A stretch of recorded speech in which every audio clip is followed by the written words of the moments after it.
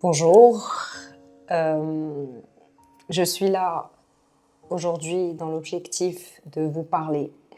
Vous avez été nombreux et nombreuses à me poser la question sur ce qui s'est passé. J'étais pas encore prête pour en parler. J'avais besoin de temps. Mais votre soutien m'a été très précieux. Et aujourd'hui, je viens en parler une fois pour toutes. Pas pour dramatiser ou pour remuer les choses, c'est pas du tout mon objectif. Mon objectif, c'est éventuellement sensibiliser, parce que c'est important. C'est une épreuve très, très, très difficile, la plus difficile de toutes, je vous l'accorde. Mais je pense qu'il est important d'en parler. Je ne sais pas par où commencer. C'était ce 18 février 2023. Cette journée, il m'arrive très souvent de la revivre. J'étais à l'extérieur en train de faire mes courses. Mia faisait sa sieste. La nounou aussi. Elle est partie dormir dans sa chambre en s'enfermant. Du coup, la petite s'est réveillée, n'a trouvé personne. Soso était dehors avec ses copines, que c'était le premier jour de leurs vacances d'ailleurs. Elle n'a pas trouvé sa nounou. Et ensuite, elle est partie, elle a commencé... C'est mignon dans le sens, elle prenait ses jouets de sa chambre, elle les mettait dans la chambre de sa sœur, comme si elle préparait ce petit moment de jeu avec sa sœur quand elle sera rentrée. J'ignore totalement ce qui s'est passé, qu'est-ce qui l'a interpellée dehors. Peut-être elle a entendu les enfants s'amuser, peut-être qu'elle a entendu la voix de sa sœur, je ne sais absolument pas. Tout ce que je sais, c'est qu'elle a bataillé pour ouvrir la porte-fenêtre et je ne sais comment elle s'est retrouvée dans la piscine. La nounou dormait encore une fois. Il a fallu que ma maman arrive, elle rentre et qu'elle demande à la nounou où est Mia. Il cherche, elle n'est pas dans son lit, elle n'est pas dans la maison. Et c'est là qu'ils l'ont vue. Elle flottait dans l'eau. Je pense que c'était déjà trop tard parce que le médecin qui est intervenu sur place avait... Je l'ai su plus tard, bien sûr. Elle était restée quand même dans l'eau assez longtemps. Entre 20 et 30 minutes. Sans que personne ne puisse la sauver.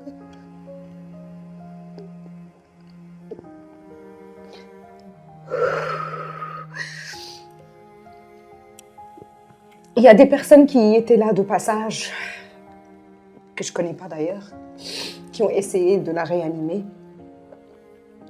Mais ça, c'était trop tard. Autant j'étais, et je le suis encore, profondément triste qu'elle soit partie.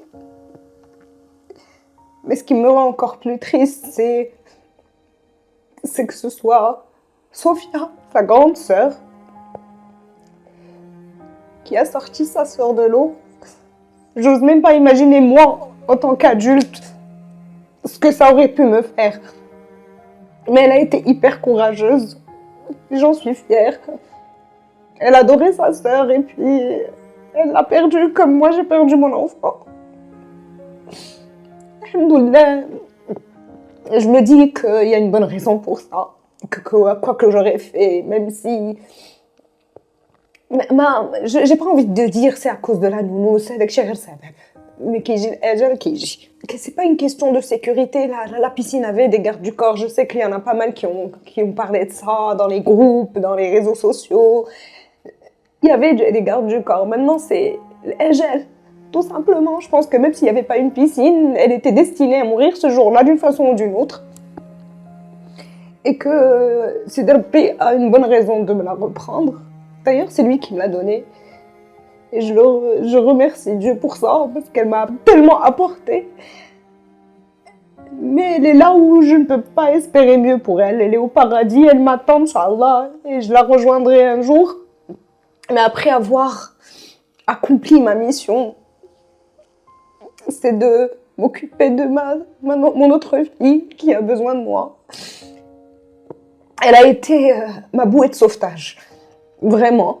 C'est pour Sophia et grâce à Sophia que je me relève. C'est grâce à ma famille, mon entourage, mes amis, les gens que je connais, les gens que je connais pas, ma communauté extraordinaire. Vraiment, votre soutien, il est précieux, il m'a été très bénéfique et je vous remercierai jamais assez pour ça. Mais dites-vous que des épreuves comme ça, je ne suis ni la première ni la dernière à l'avoir vécu. J'ai même rencontré plusieurs personnes qui sont venues me voir et qui m'ont raconté leurs histoires. Il y en a pas mal, vraiment pas mal. Je veux bien vous donner des exemples, mais c'est horrible. Je préfère ne pas aborder le sujet. C'est des histoires qui font très mal au cœur. Des enfants qui ont vécu la même chose, qui ont été sauvés, mais il y a eu des séquelles atroces. D'autres qui sont partis et puis finalement on se dit alhamdoulilah, ils sont auprès de Dieu. راهم في أحسن بلاصة اللي حنا ما كرهناش نكونوا فيها إن شاء الله. Donc voilà, entourez-vous, c'est important. J'ai même fait des séances de psychologie avec une psychologue il y a quelques mois. J'ai rechuté. Je revois quand même un autre psy en ce moment. Ça m'aide. J'avais perdu le sommeil, j'avais perdu l'appétit. Mais chaque jour, je me dis, je dois avancer. Je dois évoluer. ما كنساوش وما عمرني ما غنسى. C'est sûr. ولكن كنتناساو.